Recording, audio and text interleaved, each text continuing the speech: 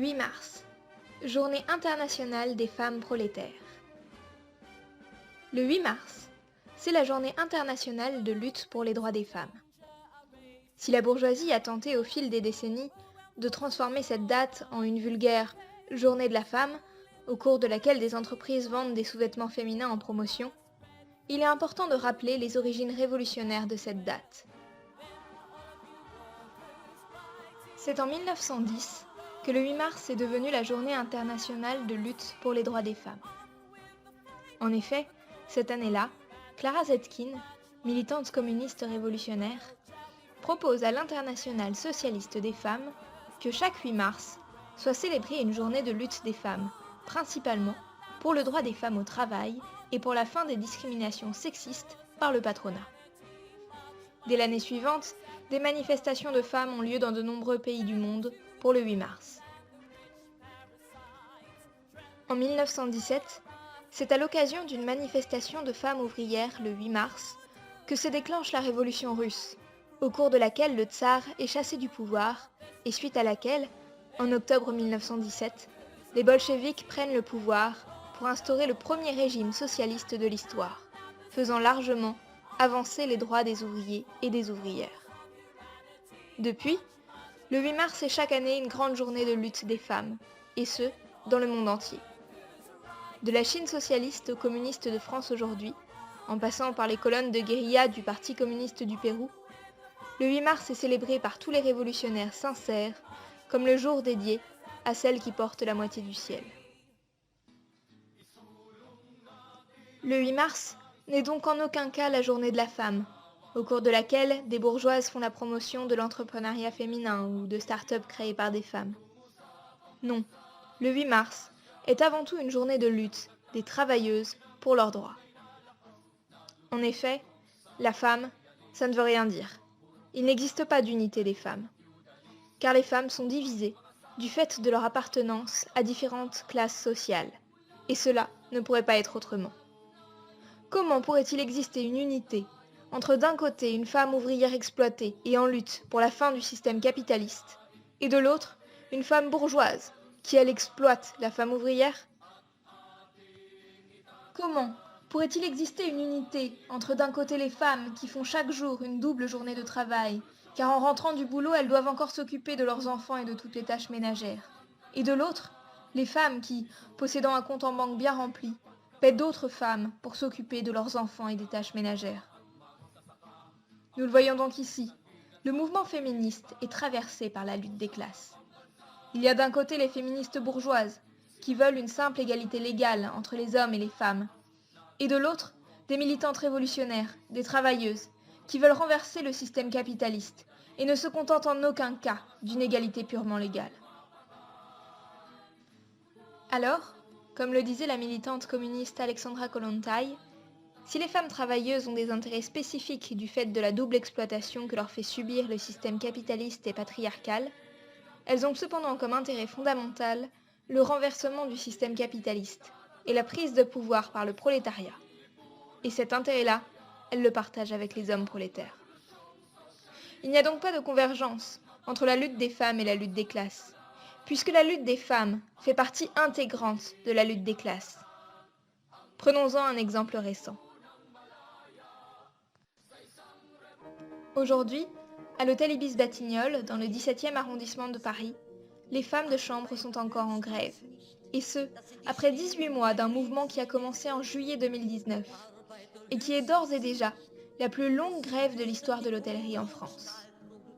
Dans la lignée directe des nombreux mouvements de grève de secteur depuis 2017, à l'hôtel Holiday Inn, porte de Clichy, l'hôtel de luxe Hyatt à Paris, en 2018, l'hôtel Marriott à Marseille en 2019, ou les hôtels Campanile et première classe de Pont-sur-Aisne, en banlieue parisienne. Dans cet hôtel, Ibis-Batignolles, 17e arrondissement de Paris, 19 femmes et un homme luttent donc depuis plus d'1 an et demi pour mettre fin à la sous-traitance, qui rime pour elles avec maltraitance. Ces femmes souhaitent en effet être recrutées directement par l'hôtel Ibis, propriété du groupe Accor, et non travailler pour la société STN, à qui Ibis sous-traite le nettoyage. Après ces longs mois de grève, ces femmes ne lâchent pas. Elles continuent à tenir très régulièrement des piquets de grève devant l'hôtel. Elles organisent des événements pour financer leur caisse de grève. Et elles participent à toutes les manifestations, aux côtés des travailleurs et travailleuses d'autres secteurs en lutte. Dans un reportage du média Reporter, une d'elles dit qu'elle ne veut pas rentrer chez elle et dire à ses enfants qu'elle a abandonné. Ces femmes montrent donc qu'elles sont déterminées à lutter jusqu'au bout. Dans ce même reportage, nous voyons d'ailleurs qu'elles ont une grande conscience de leur appartenance au prolétariat, puisque l'une d'entre elles affirme haut et fort que la fortune de Sébastien Bazin, patron du groupe Accor, est bâtie sur leur travail. Cette grève a également été l'occasion d'une intense lutte de ligne entre, d'un côté, ces femmes, organisées au sein de la CGT HPE, Hôtel de prestige et économique, et des bureaucrates opportunistes, notamment membres de l'Union départementale CGT de Paris, mais aussi de représentants syndicaux de la CGT Propreté de l'hôtel Ibis Batignolles. Au début de la grève, la direction de l'hôtel s'est en effet appuyée sur le syndicat CGT Propreté de l'hôtel pour tenter de convaincre une à une les femmes de chambre que la grève ne servait à rien, et que si elles continuaient, elles allaient se faire licencier. Les représentants de la CGT Propreté ont même appelé les maris des femmes de chambre, afin qu'ils convainquent leurs épouses de cesser la grève. Aujourd'hui, à l'hôtel Ibis Batignolles, les femmes de chambre ont remporté cette lutte de ligne contre l'UD-CGT de Paris et le syndicat CGT Propreté de l'hôtel, puisqu'après 1 an et demi de mobilisation, malgré les intimidations, les mensonges, les pressions, les rumeurs, elles sont toujours là, déterminées à lutter pour leurs conditions de vie et de travail. Ces nombreuses grèves dans les hôtels nous montrent que quand les femmes prolétaires se mettent en lutte, rien ne peut les arrêter. Ces grèves, qui sont menées très majoritairement par des femmes immigrées, originaires d'Afrique subsaharienne, nous montrent également que la lutte des femmes fait partie de la lutte des classes, mais aussi que les personnes originaires de pays dominés par l'impérialisme français sont prêtes à lutter, que ce soit sur le territoire de ces pays comme sur le territoire de l'État français. En effet, si ces emplois précaires, difficiles et mal payés sont réalisés très majoritairement par des femmes immigrées, ce n'est pas un hasard.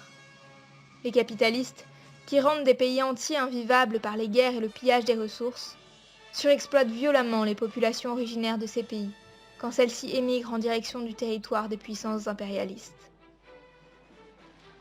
Ainsi, la violence de l'impérialisme touche le prolétariat dans les pays dominés, mais également le prolétariat faisant partie de la diaspora de ces pays.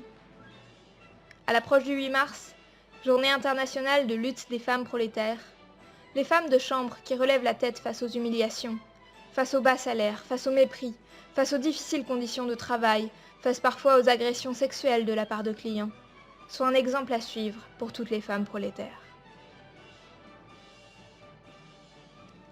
Lorsque des femmes prolétaires se mobilisent pour leurs droits, c'est une frange du prolétariat qui se mobilise sur des revendications spécifiques.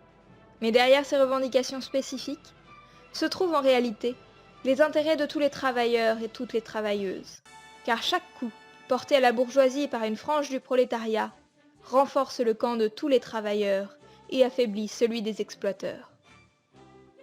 Le 8 mars, partout, les révolutionnaires participent activement aux manifestations organisées pour porter une voix combative, de classe et anti-opportuniste, mais aussi et surtout organiser leurs propres actions en affirmant clairement et explicitement qu'il n'y a que par la révolution prolétarienne que les femmes pourront s'émanciper et que l'émancipation des femmes viendra des femmes elles-mêmes. Vive le 8 mars!